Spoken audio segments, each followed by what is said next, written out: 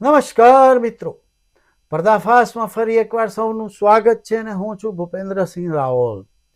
મિત્રો, આ જે તાનાશાહો હોય છે ને એ ભયંકર ડરપોક હોય. એમને મોતની જબરી બીક લાગે. તમે જુઓ તો ઈદી અમીન હતો, પછી હિટલર હતો, પછી પેલી બાજુ સદામ હુસેન હતો, ગદ્દાફી હતો. આ બધા ભયંકર સુરક્ષામાં રહેતા હોય. હિટલર તો એટલો બધો ડરપોક હતો કે એના ડુપ્લિકેટ રાખતો હતો કે એની જગ્યાએ એનો ડુપ્લિકેટ મરી જાય. એમ બંકરોમાં રહેતો હતો અને દેખાઈ જ આવે કે ભયભીત માણસ.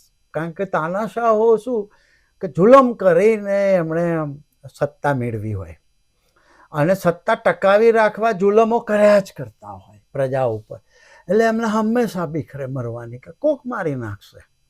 એટલે એટલા બધા બોડીગાર્ડોનું લશ્કર રાખવું પડે. કર્નલ ગદ્દાફી હતો એની આજુબાજુ તો એવું કહેવાય છે કે સ્ત્રીઓનું બોડીગાર્ડ હતી, લેડીઝ બોડીગાર્ડોની ટુકડી હતી, જબરજસ્ત ટુકડી હતી. તો એનો અંજામ ખરાબ આવ્યો. કારણ કે આ બધા ભયભીત હોય, બધા જ તાનાશાહો ડરપોક હોય. હવે લોકશાહીમાં પણ ઘણા એવા તાનાશાહી સ્વભાવના લોકો હોય ને તો એ ભયભીત જ રહેવાના. એમને જબરજસ્ત સુરક્ષા જોઈએ. માનો કે કોઈ સવાલ પૂછે તો એમને ગભરાઈ જાય, થોડા પાણી મિલેગા એવું કહી દે. એટલે તો પછી પ્રેસ કોન્ફરન્સ કરતા બીવે જ. કારણ કે કોઈ સવાલ પૂછે તો એ બીક લાગે. મરવાની તો ઠીક છે, સવાલ પૂછે તો એ ડર લાગે. એટલા બધા ભયભીત એમને દેખાઈ જ આવે કે આ ભયભીત છે, નીડર છે જ નહીં.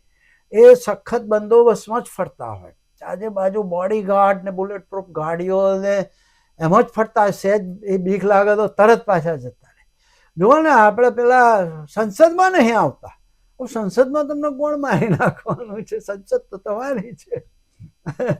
પહેલા એક બહાનું કાઢ્યું હતું કે મહિલાઓ હુમલો કરવાની, જેમ કરીને બહાનું કાઢીને આને પરદેશ ભાગી જાય. અત્યારે પણ 15-20 દિવસથી સંસદમાં આવતા નથી.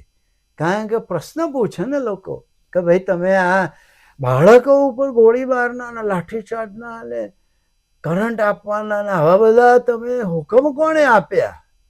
હવે જવાબ હે ના હાલવો છે તો લોકશાહીમાં. લોકશાહી હવે તાનાશાહી ચૂંટાઈ આવ્યા છે, તાનાશાહ ચૂંટાઈ આવ્યા છે લોકશાહીનો ઉપયોગ કરી. પણ પેલો સ્વભાવ તો તાનાશાહનો છે. એટલે હવે ડર તો લાગે છે જબરજસ્ત. એટલે જબરજસ્ત ડરપોક છે. એટલે તો ભયંકર બંદોબસ્તમાં રહેશે. ખાલી છાતી કાઢીને ફરશે પણ અંદરથી બીરું હોય. આ બધા તાનાશાહ હંમેશા ડરપોક હોય છે. આ એક હકીકત સમજો. અને જે સાચો જનતાનો લોકસેવક નેતા હોય, લોકશાહીમાં જે સાચો નેતા હોય ને કદી ડરપોક ના હોય. તમે જુઓ, નેલ્સન માંડેલા 30 વર્ષ જેલમાં રહ્યા, પણ તમે એને તોડી શક્યા? ના તોડી શકો સાહેબ. 30 વર્ષ માણસ જેલમાં રહ્યો પણ એને તમે ઝુકાવી ના શકો, એને ડરાવી ના શકો. ને એ નેલ્સન માંડેલા પછી બહાર આવ્યો. અને ગાંધીજી જુઓ તમે, ગાંધીજીને તમે ઝુકાવી શકો? ના ઝુકાવી શકો. એને મારી નાખો તો કે મારી નાખ. મરવાની જ બીક ના હોય. સાચા નેતાઓ મરવાની બીક જ ના હોય. એ ડરપોક હોય જ નહીં. કારણ કે તાનાશાહ ના હોય.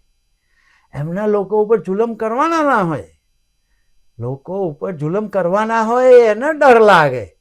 ગાંધીજીને ક્યાં જુલમ કરવાના હતા? એ તો એટલા બધા કે એક સ્ત્રી જોડે સાડી પહેરવા નથી તો એમણે કપડા એ કરી નાખ્યા કે આટલા બધા કપડા હું શું પહેરીને ફરું છું?